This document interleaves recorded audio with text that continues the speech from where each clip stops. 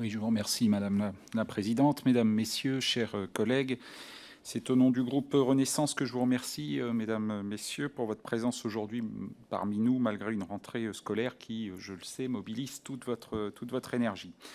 Les députés de mon groupe, dont Philippe Fay, mon co-rapporteur pour avis sur la mission éducation scolaire, et moi-même, sommes ravis de pouvoir vous auditionner dans notre commission pour faire le point sur la situation de notre école dans ce début du mois de septembre. La rentrée scolaire a été marquée par le débat très médiatisé sur l'attractivité du métier d'enseignant et sur le recrutement de contractuels tout au long de l'été, formés très rapidement pour pouvoir être opérationnels dès le mois de septembre. Cette mesure d'urgence qui a reposé en grande partie sur la mobilisation des personnels des services RH au sein des rectorats tout l'été, que je souhaite remercier chaleureusement en cet instant, était nécessaire, même si nous en mesurons pleinement les limites. Elle doit être associée, à notre sens, à une réflexion sur la manière dont ces nouveaux enseignants vont être accompagnés au-delà des 4 jours que nous avons bien en tête, tout au long de leur carrière professionnelle, et dès cette année d'ailleurs.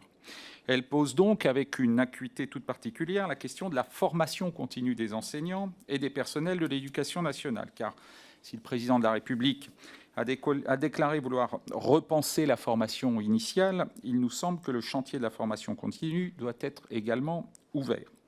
Monsieur Philippe Fay et moi-même évoquerons ce sujet dans notre rapport pour avis sur la mission enseignement scolaire du budget 2023.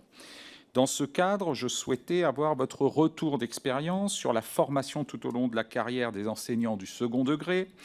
En 2020, en effet, le Centre national d'études des systèmes scolaires pointait un certain nombre de difficultés expliquant la faiblesse de la formation continue, des formations descendantes, imposées, trop courtes, trop éloignées du lieu d'affectation, une évaluation insuffisante, peu de valorisation dans la carrière.